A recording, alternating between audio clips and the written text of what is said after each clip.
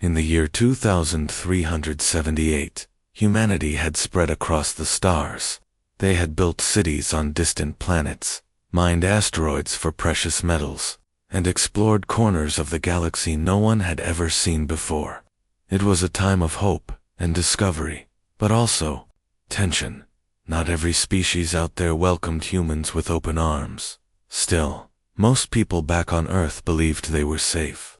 After all, humanity had faced challenges before and always found a way to survive. Jason Carter stood silently in the observation deck of the orbital hub New Horizon. The view outside was breathtaking. A sea of stars stretched endlessly, interrupted only by the curve of Earth far below. But Jason wasn't admiring the scenery. His eyes were fixed on something else, a massive fleet of alien ships appearing near Saturn's orbit. These weren't just any aliens. Their vessels glowed with an eerie blue light, their shapes sleek and menacing. Everyone aboard the station knew who they were, the Vorthok Dominion, leaders of what they called the Council. The Council was a coalition of powerful alien civilizations that ruled large parts of the galaxy. They enforced strict laws, demanded tribute from weaker species, and punished those who resisted. Until now, they had ignored humanity, treating them as insignificant newcomers. But today, everything changed. A message came through almost immediately. It wasn't spoken in words, but transmitted directly into everyone's minds, bypassing language barriers. The voice was cold and commanding, sending shivers down Jason's spine. "You are aware of our presence," it said. "We are the Council. Your expansion ends here. You will submit to us." Jason felt his stomach drop. Submit to these strangers. He glanced at the others around him, scientists, engineers, diplomats all frozen in shock. Then the message continued. "We demand tribute, resources, technology, and labor will be provided to sustain galactic order. Failure to comply will result in your destruction." The room erupted in murmurs. Some people looked angry, others seemed terrified. Jason clenched his fists. This couldn't be happening. Humanity had worked so hard to reach the stars, and now this. A group of aliens thought they could simply walk in and take whatever they wanted. Back on Earth, news of the Council's arrival spread quickly. Governments scrambled to respond. Leaders gathered in emergency meetings, trying to figure out what to do. Panic filled the streets as images of the alien fleet dominated every screen. People argued about whether humanity should fight or surrender. No one knew what to think. At the United Nations Galactic Assembly, debates raged late into the night. Some believed giving in was the only way to avoid disaster. Others insisted humanity couldn't let itself be bullied. Among the loudest voices was Rachel Monroe, a diplomat known for her fiery speeches. She slammed her fist on the table during one meeting. "If we give them even an inch, they'll take everything," she shouted. "They're testing us. If we bow our heads now, we'll never lift them again." Opposing her was Daniel Hayes, a calm and calculating strategist. He didn't disagree with Rachel entirely, but he worried about the consequences of defiance. "Look at their ships," he said, pointing to a holographic display showing the alien fleet. "Their weapons are far beyond anything we have. If we refuse, they'll wipe us out." President Laura Bennett listened carefully to both sides.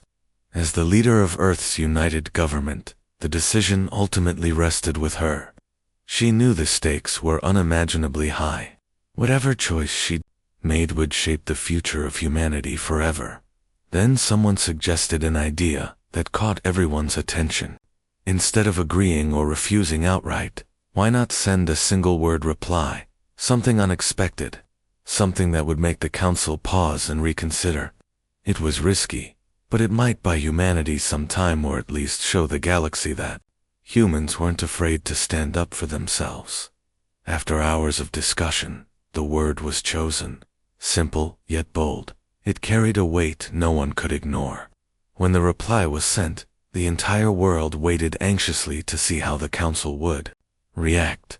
For better or worse, Humanity had taken its first step onto a much larger stage, and the galaxy was watching. The debate over humanity's response to the Council grew louder with each passing day. In the Grand Assembly Hall of the United Nations Galactic Assembly, voices clashed like waves against a rocky shore.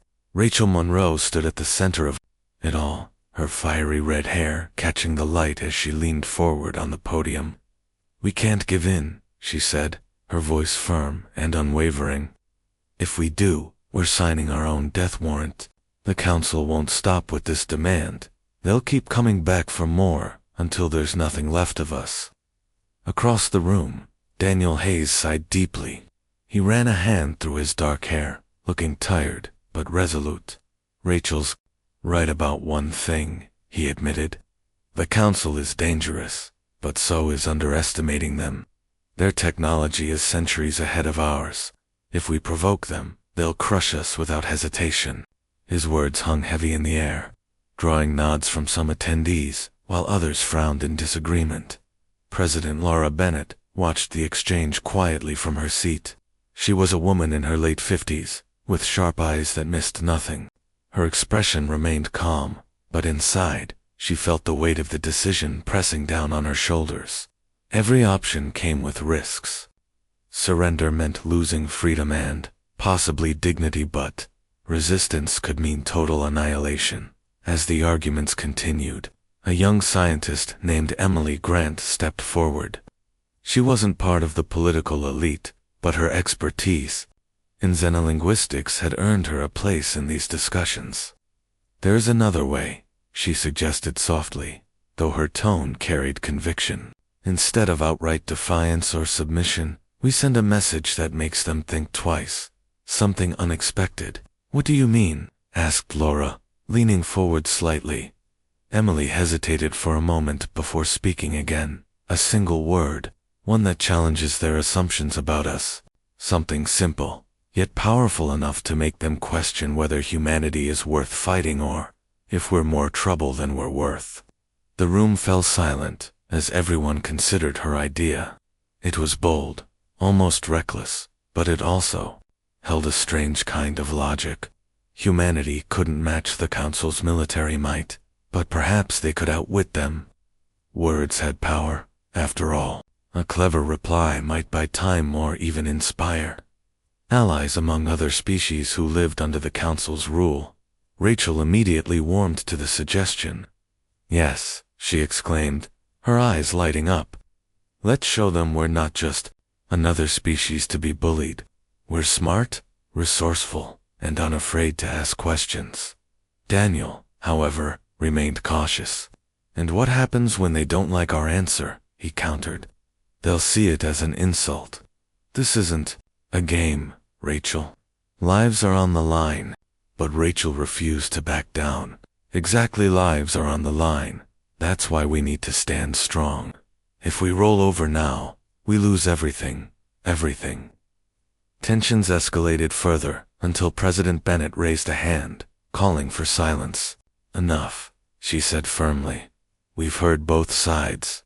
Now let's focus on finding the right word, something that says who we are without provoking unnecessary bloodshed." For hours, the group debated potential responses. Suggestions ranged from defiant no to hopeful peace, but none seemed quite right. Then Kyle Roberts, a communications expert with a knack for strategy, offered a thought. "Why not ask a question?" he proposed. "Something like, why?" The room went quiet as people processed his suggestion. At first glance, it seemed too simple, too innocent, but the more they thought about it, the more intriguing it became. Asking why forced the Council to explain themselves too, justify their demands. It shifted the conversation, putting humanity in a position of curiosity rather than aggression or weakness. Rachel smiled slowly. "I like it," she said. "It's bold, but not confrontational. It shows we're willing to talk, but we won't grovel." Even Daniel nodded reluctantly. "It's better than outright defiance," he admitted. "At least it gives us a chance to learn more about them before things escalate." With little time left to decide, President Bennett made the final call. "Why it is," she declared. "Let's send it and see how they react." When the message was transmitted, the entire planet held its breath. No one knew what the Council's response would be, or if they'd even bother replying. But one thing was certain: humanity had taken a stand. For better or worse, the galaxy now knew that Earth wouldn't go down without a fight. The moment humanity's reply, "Why?" was sent, a wave of nervous energy swept across Earth and its colonies. People gathered around screens in homes, offices, and public squares, waiting for the Council's reaction. Would they strike back immediately, or would they respond with words? No one knew, and that uncertainty weighed heavily on everyone in the underground facility beneath New York City. Rachel Monroe paced back and forth, her mind racing. She had been one of the strongest advocates for sending the provocative message, but now doubt crept into her thoughts. Had they pushed too far? The Council was powerful, and their patience might already be thin. Still, she reminded herself, humanity couldn't afford to show fear. Not now. Dr. Emily Grant sat at a console nearby, monitoring incoming data streams. Her fingers moved quickly over the keyboard as she analyzed patterns in the alien fleet's movements. "They're still out there," she reported, glancing up at Rachel. "No signs of aggression yet, but they're not leaving either." "Kyle." Roberts leaned against a wall, arms crossed. He had suggested the word, "why?" during the meeting, and while he believed it was the right choice, he couldn't shake the tension in the room. "What do you think they'll do?" he asked, his voice calm but tinged with unease. Rachel stopped pacing and turned to face him. "Honestly, I don't know, but whatever happens, we need to be ready. If this works, we might have a chance to negotiate or at least buy some time. If it doesn't..." She trailed off, unwilling to finish the thought. Meanwhile, General Matthew Reed was busy preparing Earth's defenses. Back at the Military Command Center in Geneva, he oversaw the deployment of ships, weapons, and personnel. Every available resource was being mobilized, just in case the Council decided to attack. Though the odds were grim, Matthew refused to give up hope. "We've faced impossible situations before," he told his team, "and we've always found a way to survive. This time won't be any different." Among the soldiers under his command was Lieutenant Sarah Blake, a young pilot stationed aboard the orbital defense platform Aegis. Sarah spent long hours running simulations and practicing maneuvers, knowing full well that real combat would be far more chaotic. During breaks, she often talked with her fellow pilots about what might happen next. Some were scared, others tried to stay optimistic. Sarah herself wasn't sure how to feel. All she knew was that she had a job to do on. She intended to do it well. As hours turned into days, the galaxy waited anxiously for the Council's response. News outlets broadcast endless updates, speculating about what the aliens might do. On distant planets, other species watched closely, curious to see how humanity would handle the situation. Many secretly admired the boldness of the single word, reply, though few dared to say so openly. Finally, after 3 tense days, the Council responded. Their message came through once again, bypassing human technology to invade minds directly. The same cold, commanding voice from before filled the air. "Your insolence is noted," it said. There was a pause, as if the speaker was considering their next words carefully. "Explain yourselves."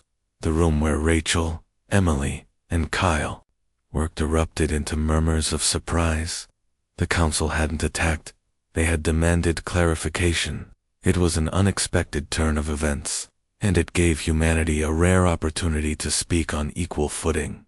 Rachel exchanged excited glances with Emily and Kyle. "This is it," she said, her voice brimming with determination. "They're curious. Now we have to make them understand who we are and why they can't push us around." Emily nodded, already typing furiously at her console. "Let's craft a follow-up message. Something that shows we're intelligent, capable, and not afraid to challenge them. Kyle grinned, despite the gravity of the situation. Looks like we got their attention. Let's not waste it. For the first time since the Council's arrival, there was a glimmer of hope. Humanity's gamble had paid off, at least for now, but everyone knew the hard part was still ahead. The Council's curiosity wouldn't last forever, and when it faded, humanity would need more than clever words to survive. When the Council's response, "Your insolence is noted. Explain yourselves," reached Earth, it sent shockwaves through the galaxy. Never before had any species dared to question the Council's demands, let alone receive a follow-up inquiry. The aliens' reaction proved that humanity's bold move had struck a nerve. For the first time, the Council seemed uncertain, even intrigued.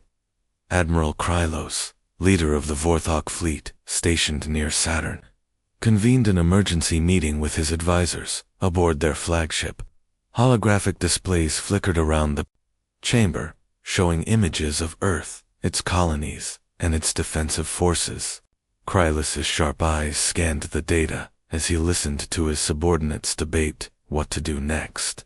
"They are testing us," growled Commander Zarn, a hulking reptilian officer with scales that shimmered faintly in the dim light.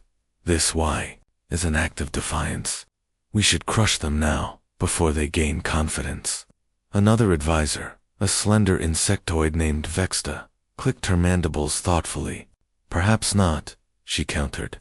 "Their reply suggests intelligence beyond what we expected. They may pose a greater threat than anticipated or an opportunity." Krylos leaned back in his chair, his expression unreadable.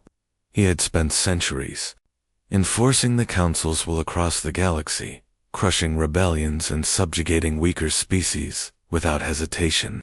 But something about humanity felt different. Their audacity was unsettling, yet oddly fascinating. "We cannot ignore this," he said finally. "They have challenged our authority. If we strike too quickly, other species might see it as weakness. We must learn more about them." Back on Earth, Rachel Monroe and her team worked tirelessly to craft a follow-up message. In the underground facility beneath New York City, the air buzzed with nervous energy. Emily Grant typed furiously at her console, drafting possible responses, while Kyle Roberts offered suggestions. Rachel paced nearby, occasionally stopping to glance at the screen. "We need to show them who we are," Rachel said firmly. "Not just as individuals, but as a species. We're builders, explorers, survivors. We don't back down when things get tough." Emily nodded. "And we should highlight our achievements, our technology, our culture, our ability to adapt. Maybe even mention how far we've come in such a short time," Kyle added. "But we can't sound arrogant. We're not trying to impress them. We're trying to make them think twice about messing with us." After hours of discussion, they settled on a carefully worded reply. "We ask why, because understanding leads to progress. Humanity thrives on knowledge and cooperation. Perhaps there is a better path forward for all of us." The message was transmitted, and once again, the world held its breath. Would the Council see it as an olive branch or an insult? Days passed, without a response, leaving humanity in limbo. People tried to go about their daily lives, but the tension was palpable.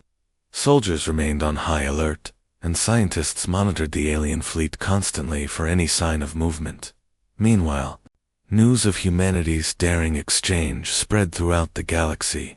On distant planets, oppressed species whispered among themselves, inspired by Earth's courage. Some dared to hope that maybe, just maybe, the Council's grip on the galaxy could be challenged.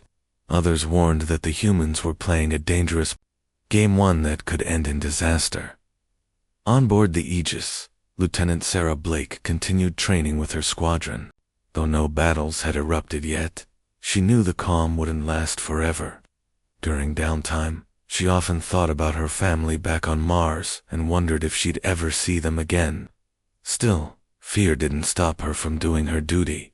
"If we go down," she told her fellow pilots one evening, "we'll go down fighting." That's what makes us human. As the galaxy watched and waited, the stakes grew higher. Humanity's gamble had bought them time and, perhaps, allies, but the Council's patience wouldn't last forever. Everyone knew that sooner or later, the fragile standoff would break. When it did, the choices made in those critical moments would shape the future of countless worlds. The fragile peace between humanity and the Council didn't last long. While Earth's leaders worked to prepare their next move, a rogue faction within the Council decided to take matters into its own hands. This splinter group, led by a warlord named Threxen, had grown impatient with Admiral Krylus's cautious approach. Believing that swift violence would crush humanity's spirit, they launched a surprise attack on a human colony near the edge of explored space. The target was Elysium-7, a small but thriving settlement on the outskirts of human territory. Early one morning, alarms blared as alien ships descended from the sky. Their weapons unleashed devastating beams of energy, obliterating buildings and scattering terrified colonists. The attack was swift and brutal, leaving thousands dead before Earth's forces could respond. By the time reinforcements arrived, much of the colony lay in ruins. News of the assault reached Earth within hours, sparking outrage and grief across the planet. Images of burning homes and fleeing families dominated every screen, fueling anger among ordinary citizens and military leaders alike. General Matthew Reed clenched his fists as he reviewed footage of the devastation. "They've crossed the line," he muttered under his breath. "This ends now." Rachel Monroe shared his fury but also saw an opportunity. "They showed their true colors," she said during an emergency meeting at the United Nations Galactic Assembly. "The galaxy needs to see this for what it is, an act of cowardice. We can use it to rally support against them." President Laura Bennett agreed. "We won't let this stand," she declared. "But we must be smart about how we retaliate. If we strike blindly, we risk escalating the conflict further. Let's hit them where it hurts, but make sure the galaxy knows why we're doing it." With that directive, General Reed devised a bold plan. Using intelligence gathered from intercepted transmissions, his team identified a key weakness in the Council's operations: a supply depot orbiting Jupiter. The depot served as a critical hub for resupplying their fleet, making it a prime target. Reed assembled a strike force, including Lieutenant Sarah Blake and her squadron. To carry out the mission, Sarah felt a mix of fear and determination as she prepared for the operation. She knew the risks were high. Losing even a single ship could jeopardize the entire mission, but failure wasn't an option. Before launching, she spoke briefly with her fellow pilots. "We're not just fighting for ourselves," she reminded them. "We're fighting for everyone back home. For the people who lost everything on Elysium-7. Let's make them proud." The attack began under the cover of darkness. Human fighters slipped past the depot's defenses using advanced cloaking technology, catching the enemy off guard. When the first missiles struck, chaos erupted aboard the station. Explosions lit up the void of space, sending debris spiraling into the void. Sarah led her squadron through the chaos, dodging enemy fire while targeting critical systems. Her heart pounded as she locked onto a fuel reservoir and fired. The resulting blast tore through the depot, crippling its ability to function. By the time the battle ended, the supply depot was in ruins. Though the Council fleet nearby attempted to intervene, Earth's forces retreated quickly, minimizing casualties. The operation was a success and a message to the galaxy. Humanity wouldn't roll over without a fight. Back on Earth, news of the victory spread rapidly.